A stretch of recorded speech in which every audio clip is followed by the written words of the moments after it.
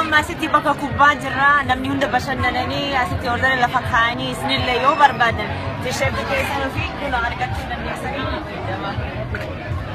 Dafa qoota. Bye.